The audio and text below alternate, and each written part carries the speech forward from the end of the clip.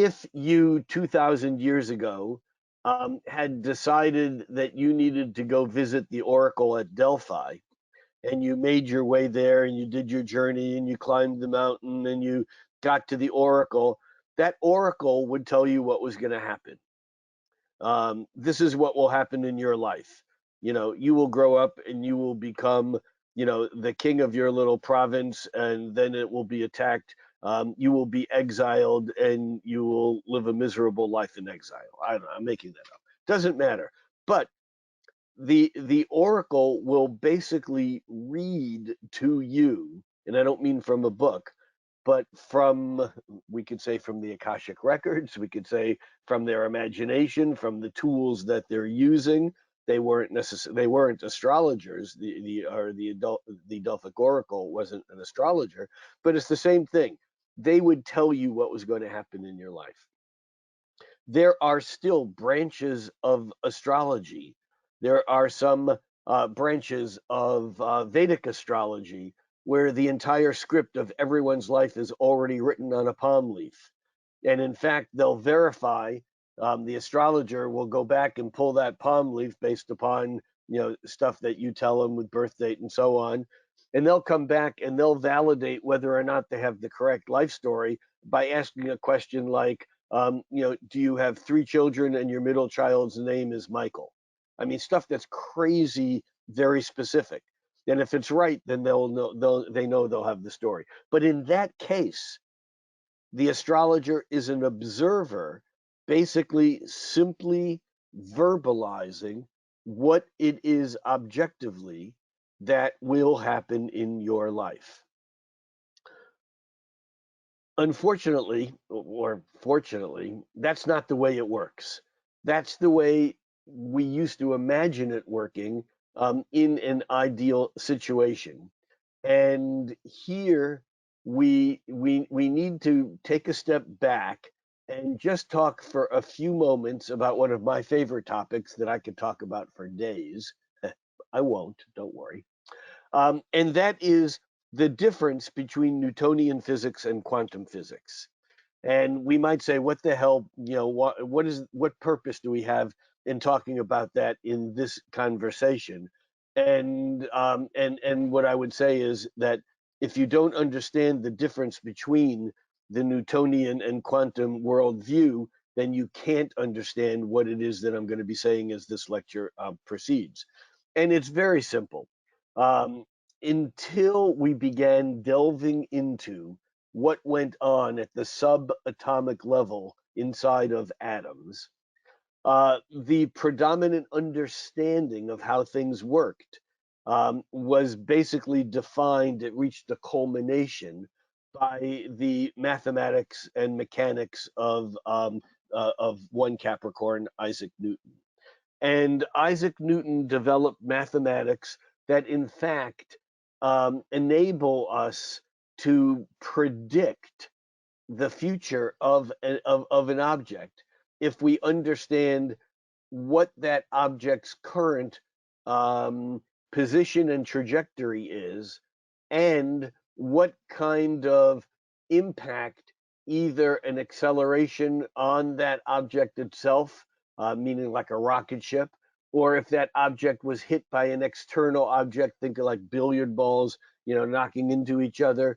We could predict with a high level of accuracy where that object would end up after it either bounced around or was, aimed around in the cosmos. Newtonian physics is based upon this mathematical principle of understanding the relationship between cause and effect based upon Newton's laws of motion combined on a larger scale with Kepler's laws of planetary motion. And in that, it doesn't matter what we think. It doesn't matter what we feel. If we drop an object, it's going to accelerate as it falls 32 feet per second every second. So, and so this rate of acceleration is not something that is going to be changed by what we think or how we think. It's an externally objective measurement. And it turns out that on the mesocosm, that may not be a word that a lot of us use, but we know the word cosm comes from Greek cosmos, which is one of those Greek words that has double meaning. It means order, like the order of things, and it also means beauty, which is an interesting combination because to the Greeks, the order was beautiful. And what I find fascinating is we have a modern word that has the etymological root of cosmos, and that word is cosmetics. And it used to be that a cosmetic was something that brought out the order and beauty of something that already was ordered and beautiful. Whereas now most people think of cosmetics as something like CoverGirl. It's something to cover up the ugliness. Um, an interesting digression, but when we talk about the orders, the beautiful orders, we normally think of two, but there are three cosms, meaning there is the macrocosm. This is the cosmology that we as astrologers deal with. This is the movement of the wanderers of the planets and asteroids and Oort belt objects and other space gravel going around the sun. As you probably know, NASA tracks upwards to 500,000 things orbiting the sun. And cosmology would include all that, but cosmology, the macrocosm, also includes other stars and other star systems and galaxies and nebula and black holes and radio sources and pulsars and quasars. And these are all part of the macro larger, the macrocosm. But then in the late 1900s, in the late 1800s, early 1900s, the early 20th century, science began developing instrumentation that allowed them to appear inside of an atom. And inside of an atom, they were horrified to discover that, as one of the physicists claimed, that God wasn't even following his own rules, that it was like a disarray because there wasn't the same cause and effect. In fact, it turned out that the very act of observing an interaction changed that interaction. Let me say that again slightly differently. If there was, imagine the billiard balls bumping into one another.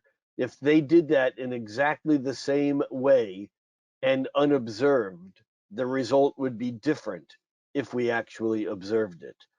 So that, and this is just one little tip of the iceberg of quantum theory, or the idea of what happens when we don't see everything that happens. We only see energy interactions as they gain enough energy to be considered a unit of energy, a quantum. But there's a whole universe of stuff that happens beneath that. It's almost like looking at the foam on the ocean, thinking that you know the ocean. So what this really means, though, is that whether we would like to admit this or not, every person with whom we interact, astrologer or not, their life trajectory is altered by the fact that there was that interaction. If I observe something, it changes it. There's actually an alteration to the direction. So we have this concept of astrologer as witness.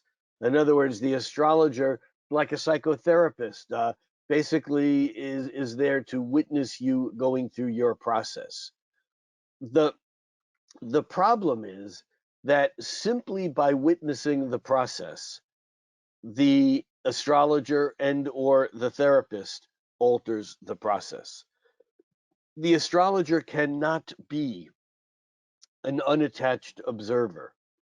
The astrologer is a participant, whether or not they admit it or whether or not they like the idea.